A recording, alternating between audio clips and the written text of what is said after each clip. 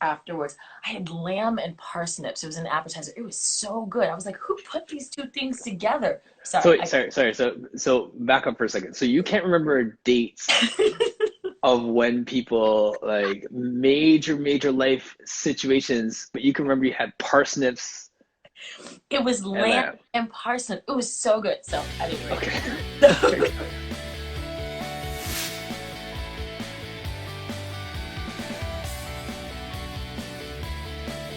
So, I have to say, I just love all of you guys. You are such real people and just passionate about your craft and just authentic through and through. So like from everyone that I've met, had conversations with, from Sonia right through, you guys are all for real, like legit people.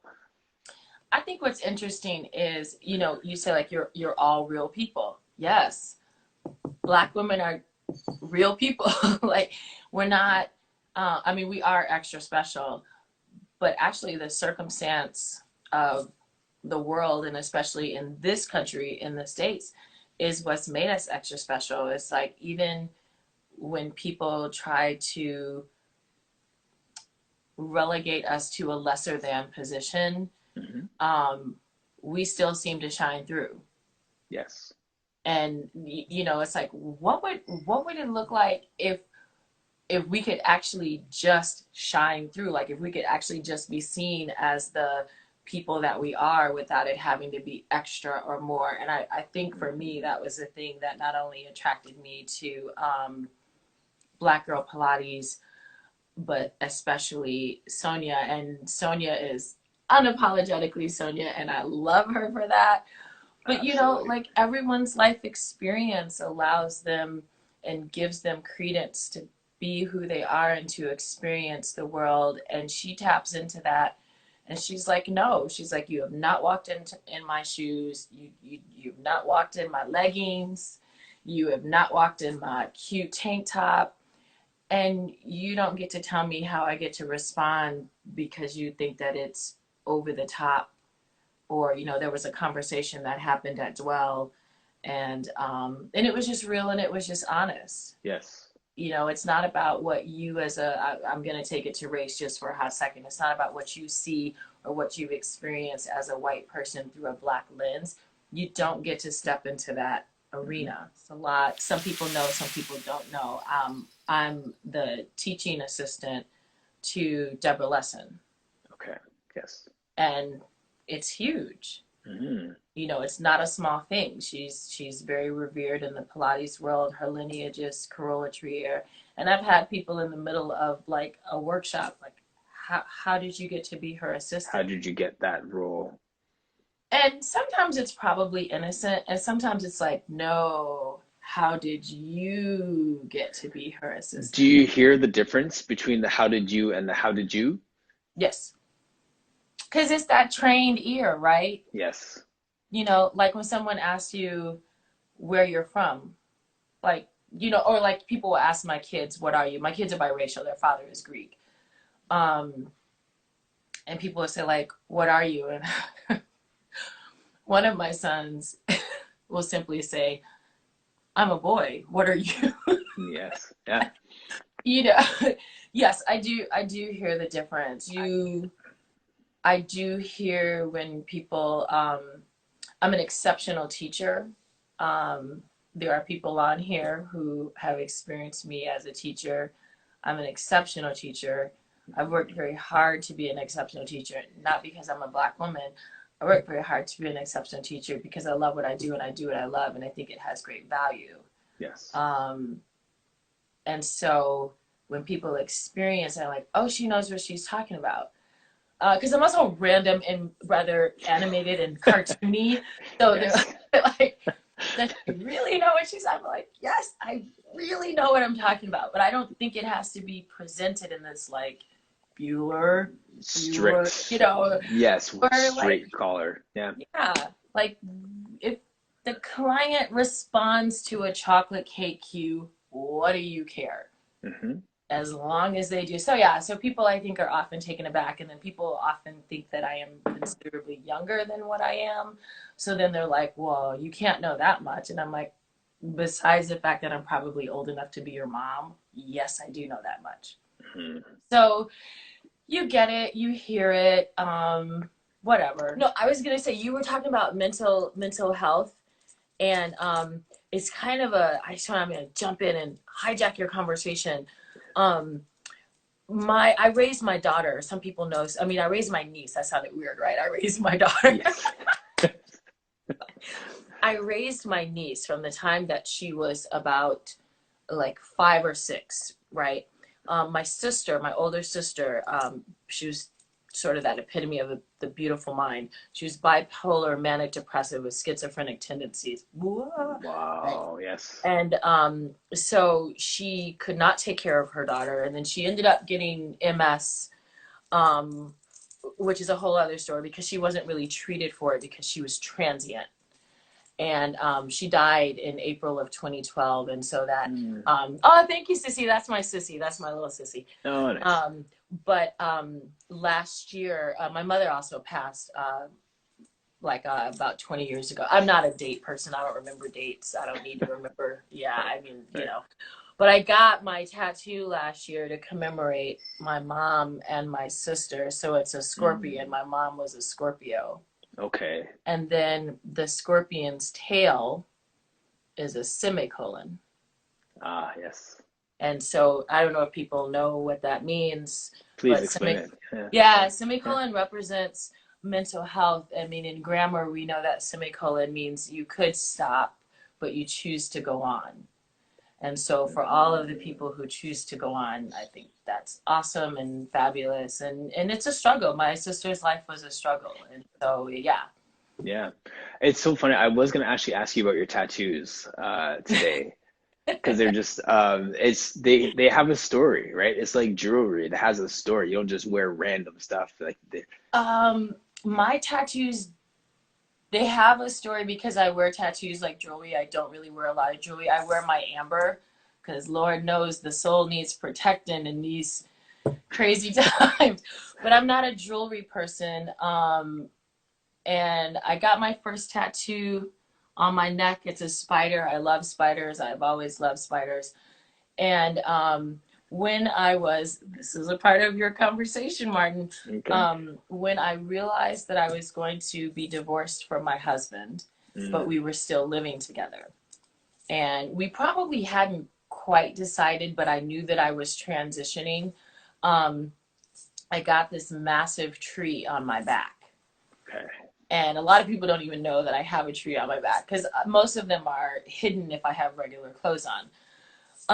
And so the tree didn't really represent anything at the time. I asked him to create a design. It looks like a cross between coral and fire. Okay. It's not dead, it's not alive. It has the Mm. tendency to be both. Yes. Um, and so he sketched it. I loved it out just right out the bat. Just Yes. loved it right out the gate. Drew that, and then about a year, so that was going through my divorce, and then right after our divorce, I got the birds on my arm, Yes. and they come off the tree, and then it just sort of started creating this whole scene. I don't know if most people have seen it. Mm. So the tree has a lot of life to it. Yes. You know, it's not alive, it's not dead. It just does what it needs to do, and then the birds fly off, and they've become weirdly sort of like my trademark. You really, it's so funny. It's your brand. It really It, is. yeah, It really like is. people And, know by it. yeah, exactly. And it has so many purposes. And one, it's your brand, and that's almost like your trademark, and people see Yeah, it. But the part that speaks loudest to me is that this is your new narrative, yeah, right? Like this is who yeah, I am at this point, and not at this one set point. Like we're living, and that's almost like a living story, it's a yeah. living narrative that is going to continue to evolve in amazing ways. So that is And very the cool. one that most people don't see, and it's not really, this is probably my most personal, it says across the universe. Okay. And when I tell people that I love them, especially my kids, I say to the moon and back. Hmm. And my boyfriend Carrie, whom you've met, he started saying across the universe. And so Yes. we both have this tattoo. Oh, nice. Carrie's a good dude, man. I just really connected with him like from the first Yeah. conversation. Like you just have some really good people in your world. Yeah, so we met online, which is hilarious. Mhm. Um, and I was, what was I? Oh, I was stage managing a show at the other performing arts high school that I used to teach dance at. Okay. And for some reason that year, we decided to do a matinee and an evening show, which we had never done. So we were just like there all day on a Saturday. And I just started talking to this guy, and I was totally BSing with him. And then, as if you know, for my theater people, my dance people, we went, all the teachers and all the crew, we went out to dinner. Um, Afterwards, I had lamb and parsnips. It was an appetizer. It was so good. I was like, who put these two things together? So Sorry. wait, sorry. So back up for a second. So you can't remember dates of when people like major life situations, but you can remember you had parsnips It was and lamb that. and parsnip. It was so good. So at any rate, Okay. so he's it's like 10, 11 o'clock at night, and I'm like, I used to live in the city down by UIC in Chicago, University of Chicago. Just for those of you who, it was where Trump was supposed to do his rally in Chicago, and the city of Chicago says, shut that down, Hmm. move it. Right. So, it was like 11:30, and we're still talking. We've been talking the whole day, texting, and I'm like, yeah, whatever, this dude, whatever. Like, Yes. so he's like, what are you doing? I'm like, I'm at the 7-Eleven getting Starburst. He's like, it, Killing me now. You got lamb, parsnips, starburst. Go on. Yes. and he's like, you're just he's like, it's almost midnight. And I'm like, yeah. And he's like, are you safe? And I'm like, yeah. I'm like, no one's bothering me. Meanwhile, here's a guy like 2 feet from me staring at me like, creeper guy. And I'm Yes. like, no, I'm fine. I'm like, I'm almost by my house. I'm like, it's totally fine. And it was in that moment, I was like, you don't even know me. And you're like, I'm going to stay on the phone with you until you get safely to your house. And I was like, it Mm, that was the moment that shifted for me. yes. And it wasn't about getting laid. It wasn't about any of that. He was just like, I want to make sure you're home safe. He's like, Genuine concern. yeah. He's like, so just stay on the line with me since you decide to walk around, at Mm, midnight by yourself. Just started talking, and we hit it off. And we are 4 years and however many months later. And the person that you met at Kevin's, that's who he is. yeah. Yeah. That's authentic. Yeah. Really, I sense Yeah. that. Like you, like I have that eye, right? You see when someone is just like to the bone, just a real person. And that's probably the highest compliment I could give someone is just that you're just real. Yeah. And the same, like you and I hit it off when we were just talking, and as you spoke about the parallels, and it was just like the parallels of how others perceive us, the parallels in our lives, Mhm. just the whole thing, just the whole Yes. thing. Yeah. Yeah, it's good. I did have one point of difference, which I noticed with you and also when Leslie Logan was talking. And a lot of my Pilates people, everything's about creativity. Noam as well. Oh, just a creative. You're all dancers, and that's good. But I almost think strategy more than creative. So when I look at somebody and where you say you just have this creative flow to it, I'm like, okay, strategically, when I look at this body, they want to get to here. We're trying to get to this point. How do we strategically get them there? And every time you say creative, I say strategic in my head. Okay. And it's not knocking the creative part of it. It's just that that's the way that my brain thinks. And there's still creativity in there, honestly. I recognize that. But I translate that to strategy. I want to get from here to here. What's the best route to get this person there? Not in a straight line, but the best, most effective route for this person. So you think, what's the most creative way? I don't know.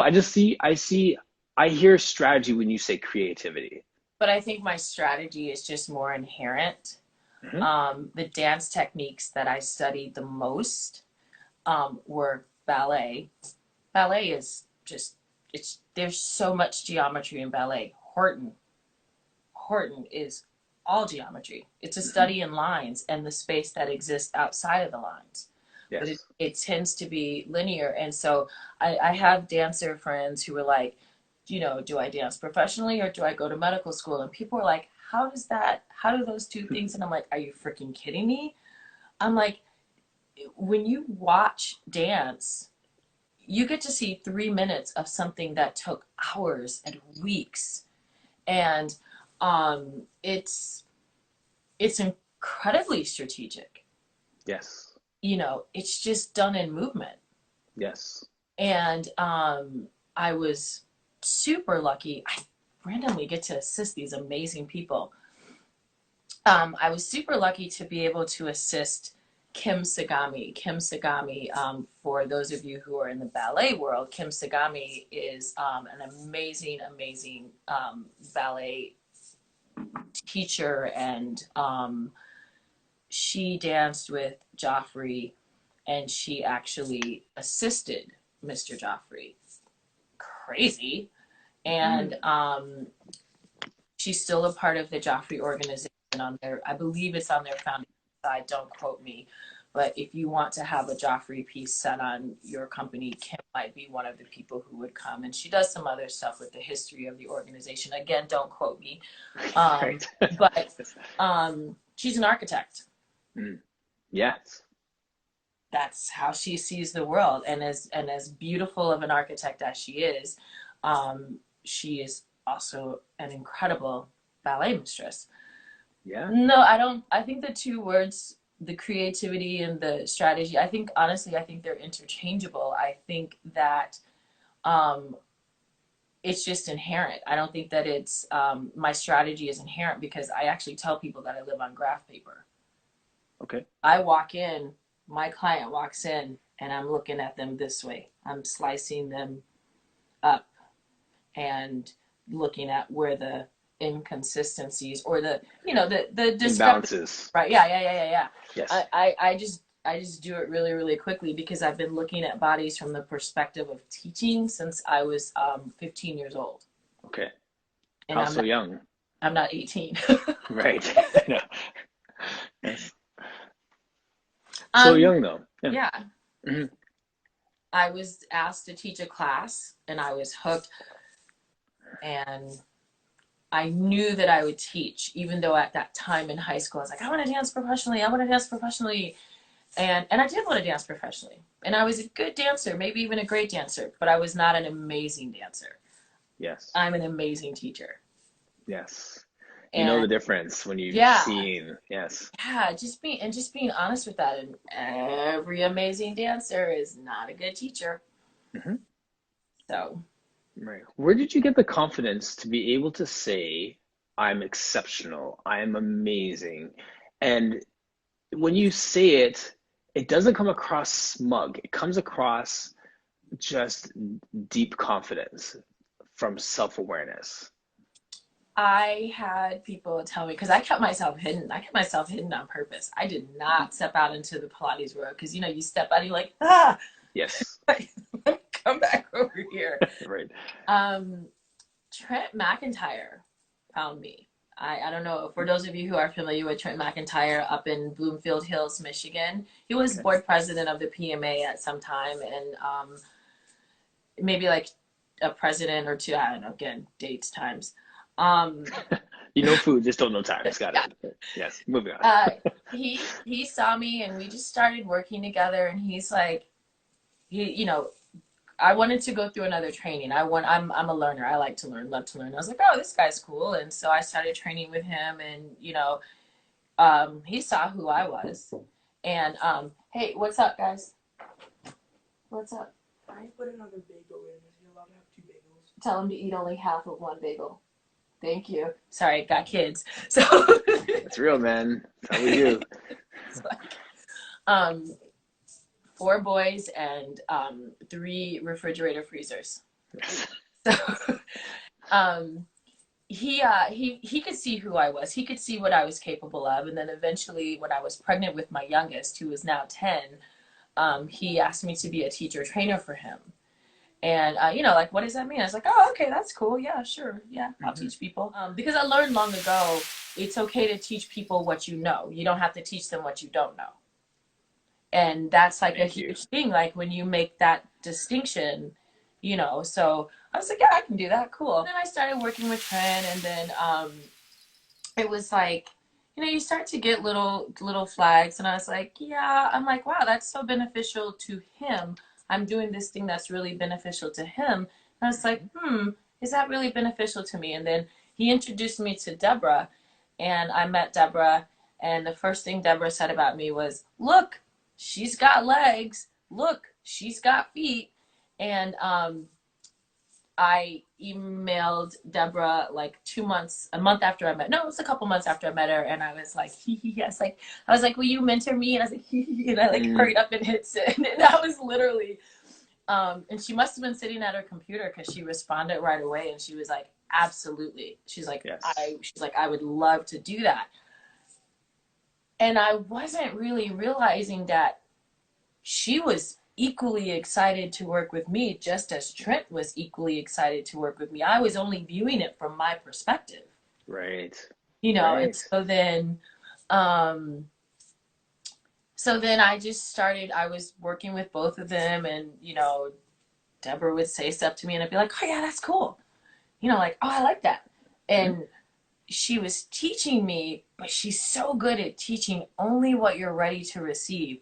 And then one day she just looked at me and she said, you need to do your own teacher training. And I was moving away from Trent because it was a little opportunistic. And it wasn't a little, it was opportunistic and not in my favor. Right. And so I taught my first class. I taught at the PMA. I taught a mat class, taught 2 mat classes, and that was awesome. And I was so nervous, but I was like, you know what? Jump in anyways. Yeah. Either gonna work or it's not. Started teaching. The class was pretty full. And again, I'm not thinking of all of these things. I taught my first 2 mat classes at the PMA as a McIntyre teacher when Trent was the board president. So people were gonna come to my class. But I didn't really view it that way. I'm like, they don't know me. Taught the class. My next class, I love my Asian brethren. There were like these 2 Japanese women who had taken the first class, and they didn't really speak English. I was like, I don't need you to speak English. I just need you to look at me and do what I say, what you see me do. They came to the second class and laid out mats to save them. Wow, yes. And I was like, oh, people were still coming in trying to find little spaces to squeeze in for my second class. Wow. And I was like, oh, okay. Maybe they like my class. So that was all going on at the same time. And I was getting like a really big like sense of my impact on other people. Yes. It was getting affirmed in different ways. Yeah. And then right before I got divorced, I sat down with Deborah, and I was in New York. I would just go to New York. I don't know where this money came from, because by then I had 2 kids and a kid in college, my daughter, my niece. But I was getting to New York like 2 or 3 times a year. Yes. And she just to spend time with her, just to sit under her, just to absorb what you can. 3 or 4 hours, and she would give me, some of those sessions were probably like no joke, they were probably like 3 or 4 hours. She would, as long as I was receiving, she would just she's like, try this, do this, now put these in sequence. And I would just do it. That's then we'd go to Aurora in Soho. Oh, amazing Italian food. What did you eat there? They make an amazing ribeye with an arugula salad on top. Right. So I don't eat a lot of different foods, but I'm actually very passionate about foods. I'm gluten-free. I eat very little dairy. Mhm. I've I didn't recently pick up any of the passion for food part at all in the conversation. No, I yes, haven't got. but she looked me dead in my eye and she said, "You need to do your own teacher training." She Yes. said, "You need to do your own teacher training," and I was like, "Okay." It Hmm. really, it really stopped me in my tracks because here was this woman that other people go, you know, and she Yes. looked and she said, "You need to do your own teacher training." Yes. About a year after that, she asked me if I would teach her work. Wow. And then, That's an honor.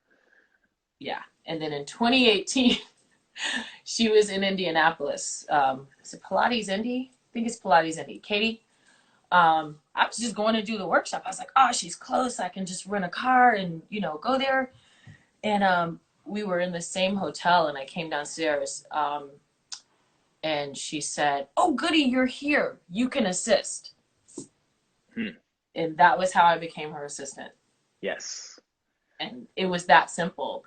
And then I was like, I came to take the workshop. Like, so Hmm. yeah, it was cool. And I'm very honored to work with her, but she is very respectful and very she has a graciousness about what I bring to her ability to extend her teaching. Deborah's in her mid to late 60s, Yes. you know, and Mhm. so she is able to do more through my body. Yes. And it's Exactly. not a it it's a very it's a reciprocal relationship. I was gonna say that's true leadership when you duplicate yourself. You're not truly a leader until you've duplicated yourself in someone else. Yeah. And it's an interesting relationship because I don't know that Deborah left the 70s. Hmm. And the way she does things, it's not this. It's not this. It's not technology. It's you're going to keep doing this movement until you get it right. Then you can go on. So it's a Mr. Miyagi approach to Yes. Pilates. Yeah. Yes. Yeah. And I happen to speak Deborah. Yeah. And because we have worked so closely with each other the past couple of years, I can anticipate a lot of I'm running over to somebody. I'm like, yeah, that's not what she said. She didn't say that, and Right. Right. nothing has Right. come out of her mouth. Yes. Yeah. Yes. So I'm like, that's not what it is. So I love what you were saying earlier, and Noam is on the conversation here as well. Um, he's an amazing, amazing guy. Actually, let me just touch on some of these comments that have come up here too. Uh, Fit Mom 7 said, "Do you think having a mentor in both your personal and professional life is important?" to me, absolutely. I am arguably I'm just a horrible businesswoman. I mean, damn, it's not what I'm meant to do, right? And so I knew that my teaching was at a certain level. And then I would look at my business and I'd be like, oh, it's so hard. I don't wanna. I'm like literally, I am the persona of why all those little dance companies just failed. Like Oh the my. artistic director cannot be the executive director. Yes. Um, and so I identified one it wasn't good. She actually dropped me. Hmm. I'm not going to say any names because I Nope. do respect her, Yes. but I think that I am too much for her. Fair. And that's okay. Yeah, that's Um, absolutely okay. Yeah. and then You weren't gonna get an oh poor Nikki from me. I was like, no, that's fair. Like, yeah, and like so everyone has that. Everyone has someone. yeah. So then I met the Misty Lynn Coffin. Oh, I know Misty. Yeah. Yep. I'm. We met at the PMA Mhm. and we have just not refused because we met at the PMA 2 years ago and we have not let go of each other. We're going to figure Mhm. out a way to be in each other's lives. And I just started. I like how she says stuff, and then she's got this amazing business sense. Yes, And there's she's fierce, with man. I really, really like yeah, her. Yeah. yeah. I mean, and I'm like and she's like this big, right? Yep. Yeah. Yeah. Who's that? Who's that little thing telling Hmm. somebody what to do? And I just asked her a couple months ago. I was like, I need you to help me do this thing that no one can see, Yes. because people are asking to see me, and I'm like, I don't know how Hmm. to do that. Like, I just want to teach. And so she and I have been working. It got interrupted by the pandemic, but we are still, we still talk. Hmm. I definitely consider her a friend, and I only say that because we've known each other for a short time. But I'm like, man, she's ride or die. I'm not letting her go. Right. I'm Right. like, I'm, sticking her like right here in Yes. my Yeah. pocket. Yeah. Um, but she has given me some great insight to who I am. She has challenged me to really see who I am, Hmm. um, and to present that. Yes. I love And that. yeah, There's something to be said for people that you meet once and you know that you're gonna be connected to them forever. mm-hmm. I met her at a photo shoot in We talked California, about that. for Balanced Body. They flew us in and literally I just spent a week with her and James Crater as well. And these people are people that I've stayed connected with the whole time, just from one interaction with them, Mm-hmm. you know, and just amazing, amazing people. Misty weeds through the bullshit. Ooh, can I Mhm. say that? No, this is not censored, right? It's there. Misty, oh, that's right. We're online. Yes. Misty weeds through the bullshit, and I do, but I count to 10 before I burn a bridge. Hmm. And I'll give you an example. Um, when I moved away from Trent as a teacher trainer, I was able to just be like, yeah, that doesn't work for me. Like, how you're doing this doesn't work for me. But Right. he tried to move away from me. And I was like, really? I was like, no, no, you don't get to do that. I was like, we are Mm. colleagues and you don't Yes. do that. I would go up to him and I would hug him. I would like force hug. I'm like, I dare you not to hug me, because Yes. you don't get to be mad at me for me wanting more for myself. Right.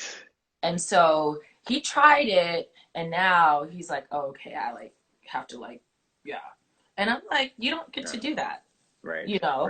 Right. If you are familiar with the Arcus, Trent's No. piece of equipment, yeah, he's got a piece of equipment called the Arcus. It's a really cool bar, and I have them. I have the prototype in my studio. Why? Um, because while he was creating it, I was testing it, and Hmm. I'm actually the one who named it.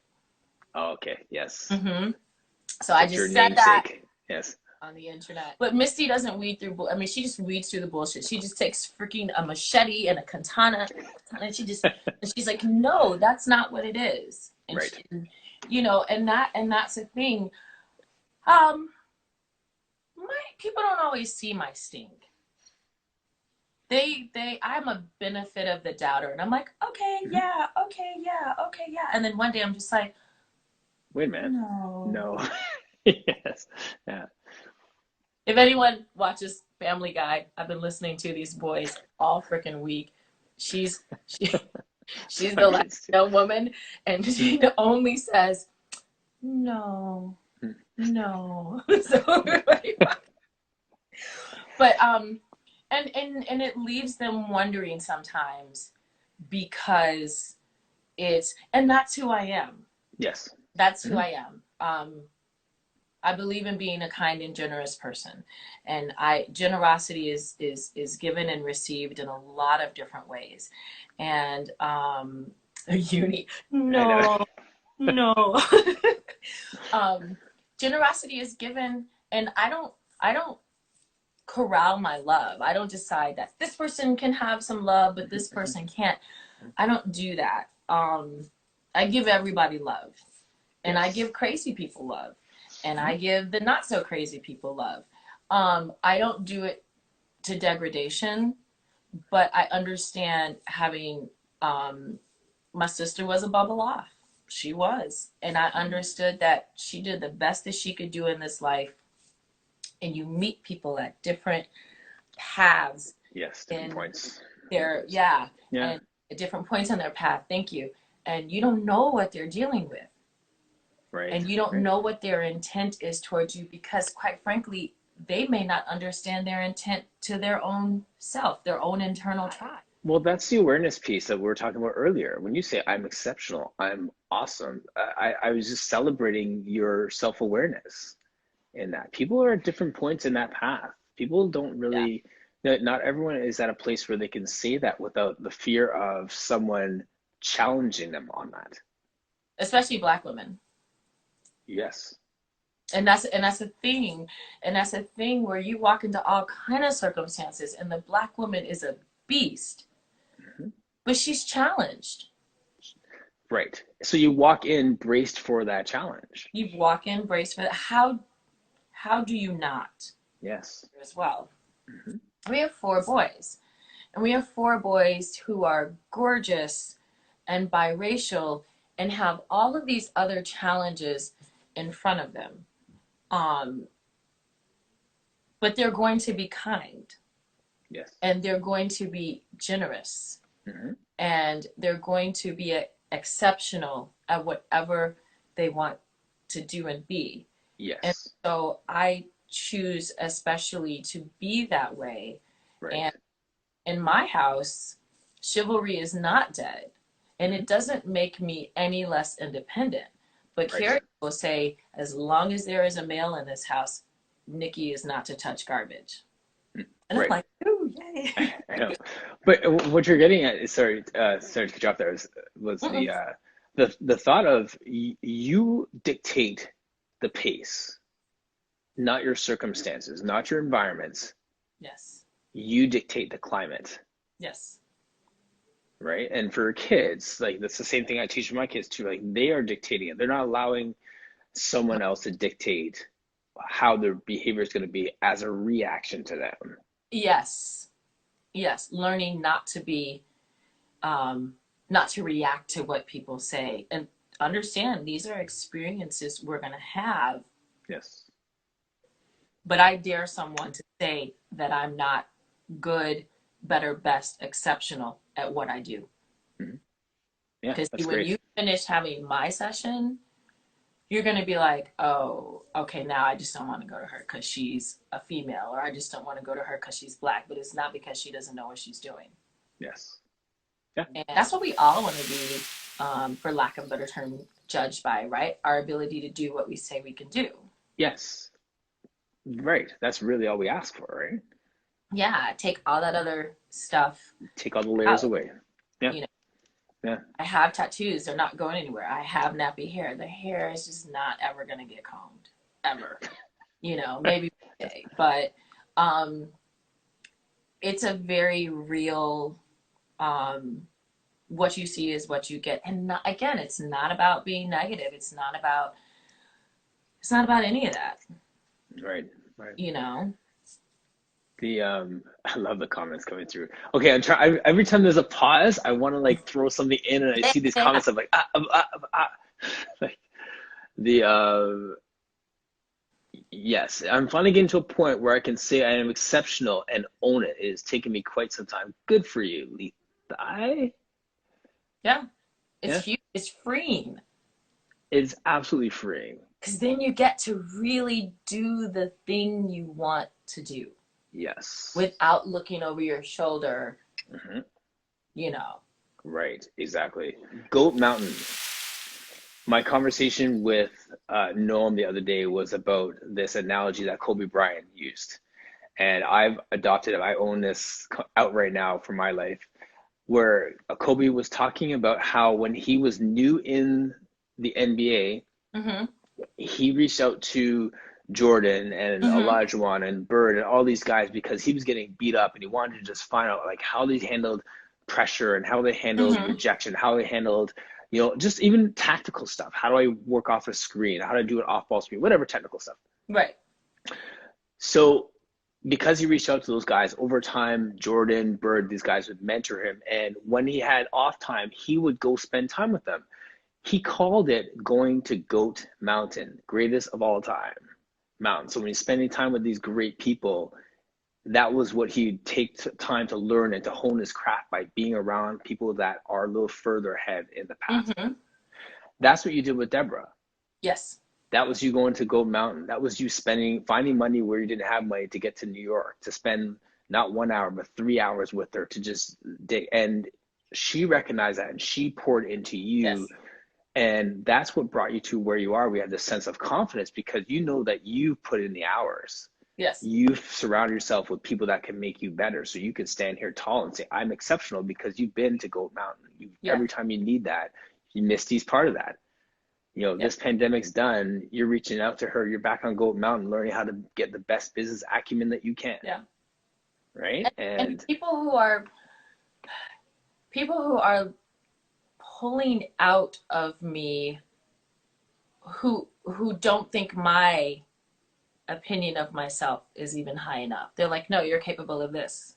Go do this. Go do that. Go do this.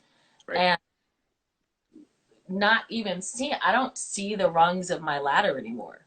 They don't even exist. They're so high up there. Yes. And they kind of zigzag, right? Like an Escher print, right? Like those stairways that keep going, like in all those different ways.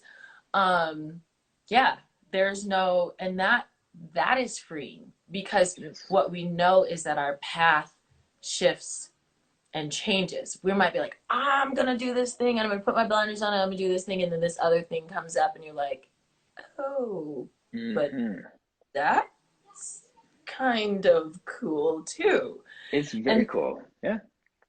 Yeah. I have an amazing partner. And I have a partner who looks at me and says, you are amazing. Everything you do. I am better for him. He is better for me. And I know that sounds all like wishy-gushy.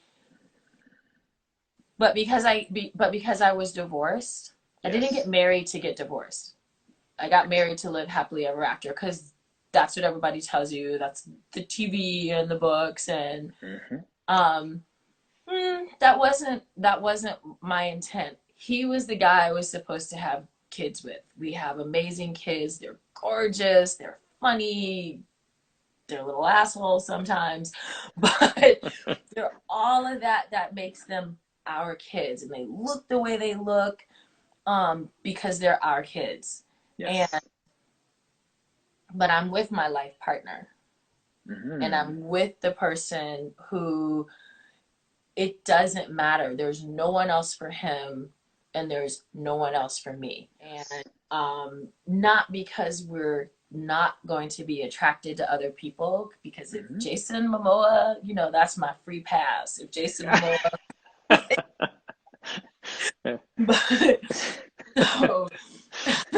barring that, right? Yes. Barring Jason Momoa, reading my girl. So in Wheaton, Illinois. So, but no, I mean, it's like those people that I am my most honest that I've ever been with a person, with him, and without the fear that he's going to leave or that he's going to snap or that like any of those things are ever going to happen. It's just like, dude, what are you doing? Why did you do that? Why did you make that choice? And, he'd be like, I don't know. Right. Like, and life goes on, right? Right. And it just goes on.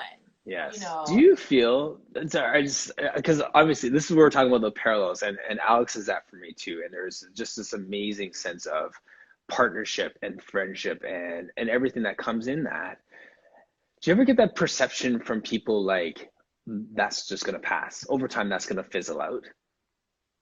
Like they look at it and they dismiss it for the novelty of what it is. Oh, you've just been together for 4 years. That'll fade. Well, I think if it were my 20-year-old self, maybe, but I'm 49 in September. I'm in a complete, we've been there and done a lot, right? Yes. Right. This is not my 20-year-old self where I don't have this other extra 20 odd years to live and experience. Wisdom and experience. Right? Right. What I have is, and what I know is, and so Fun Fit Mom says happily ever after doesn't always work out. So I'm going to challenge that and Yes, say, actually, go ahead. what what is your perception of Of happily ever after? happily, yes. Mine is you don't get to leave. Mm, You don't get to leave. If we're going to make a commitment to each other, then we're going to make a commitment to each other. The mm-hmm, good, the bad, the ugly, the dirty, these boys freaking peeing on the toilet seat, like the mm-hmm, meatballs that I made last night with Asian spice, and he went over and whipped up a gravy for the mm-hmm. meatballs, and it came together, and we thought we were gonna have leftovers, and the kids freaking ate them all, and it's like Yeah, it's all of that. It's looking at um him needing to get on his bike, even if I've had the kids all day. He needs to get on his motorcycle and go ride. That doesn't bother me.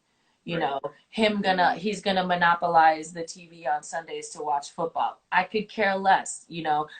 It's what are you committing to? Yes, It's yes, him yes.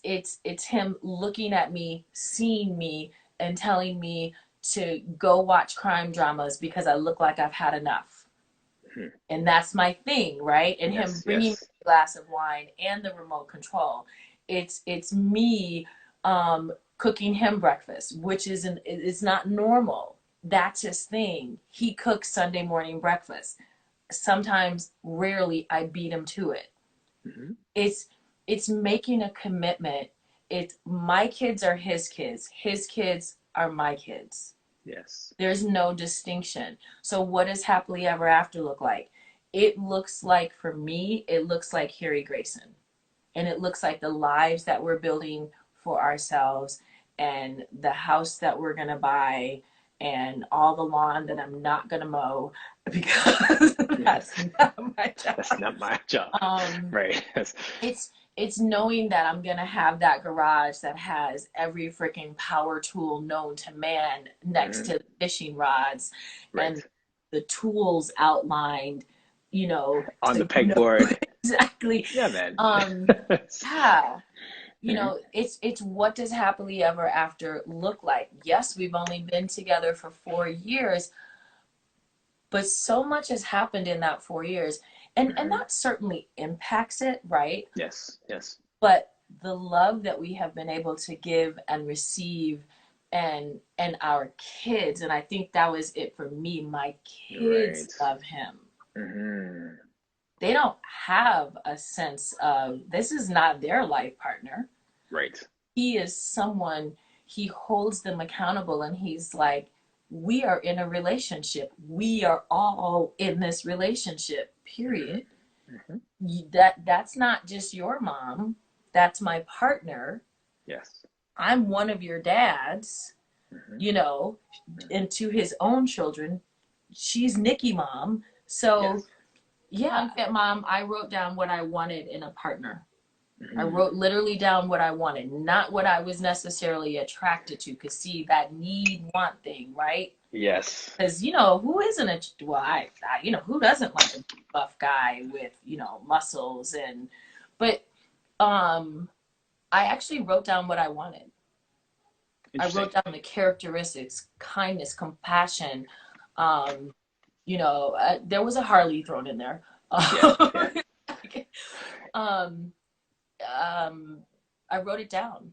It's funny. You wrote it down. I wrote it down the first time.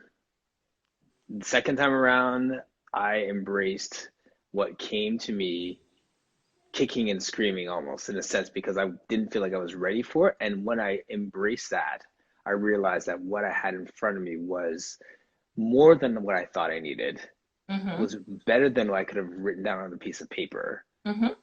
And you know what I mean? So, and it's interesting how our experiences are similar. Like first time around, Your car options. yes, my car options.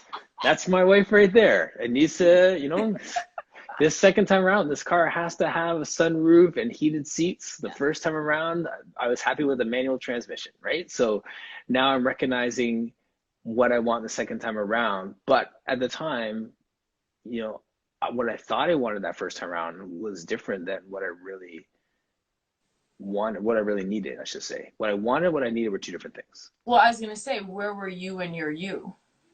That's the whole point. Like you mentioned that earlier, that 20-year-old self versus this Mm-hmm. 45-year-old self are two different things. My life Yeah. experiences that have informed where I am now tell me that I know who I am and I know what I need. I thought I knew what I was and who I was, and I thought I knew what I needed at that point in Mm-hmm. time, and maybe I was right at that point, but Yeah. now it's different, right? It, it's different and you're different. And Yeah. they see him come up to me and apologize. Yes. Now, and it doesn't mean that I don't mean to imply that, he's the only one He's doing wrong stuff. gotcha, gotcha. No, that's But, fine. Yes, but yes, what it is, no, this is what it is. It's that manly man thing, right? yes, right. It's that, you know, In quotations. yes, Yes. yes, it's that. Sorry, Nikki, 1 second here. We have a minute and 15 seconds Yeah, left go. on this. I might actually log off Hmm. and sign you back on to finish this thought about the Okay. manly man. So 1 second here, guys. I'm just gonna end this and then bring it back. Cool. Man, there's no way you can start a sentence with quote unquote manly man and then be like, okay, bye, thank you. Like It's great. Awesome. yes. Um, how are men viewed societally, right? We know that there are a Yes. lot of societies that are very No, patriarchal. no, no, no. You're starting with him apologizing to you. Him apologizing to me so that his children, which we are boy heavy in our home, can Mhm. see that men can make mistakes or men Yes. can have actions that require them to apologize and to see that. Mhm. And that has great value in our home. But that Absolutely. we sit at the dinner table and we speak about, especially in this time, right? We talk about what is challenging for you, what is, Mhm. without going into great detail, Right. him, his children living with us is new. Yes. And so, The um, adjustments there. adjustments there, and it's happening during a pandemic. Mhm. And yeah, so just checking in and him being a part of that and him um, being a nurturer. The nurturer part is key. The apologizing is key. You mentioned chivalry earlier as well. One of the key messages I try to communicate as a man to my children, my stepson as well, servitude. Understanding that a leader serves and it's Mm-hmm. not weak to be the one Correct. serving. And if you're serving, people will reciprocate that. And you're not giving to get, but always have that sense to be the first to open the door, first to offer, first to be first in servitude. I think that is one of the strongest like characteristics as a man that you could hand on to your kids. Right. And I see that in him. Like, I mean, even before we had that conversation, I saw that's fundamental to bringing up boys in this age. Yeah. Um, I have clients to get to. And I can do this for another hour with you, Nick. You're so awesome. I love chatting life with you, Awesome. man. Yeah. Like, isn't it so good when you could just like we could talk for what 55, 60 minutes and Pilates was like one corner of what we do. Yeah. But Yeah, that's it's what happens when you do what you love and you love what you do. absolutely Thank you awesome. so much, Martin. My pleasure. Thank you.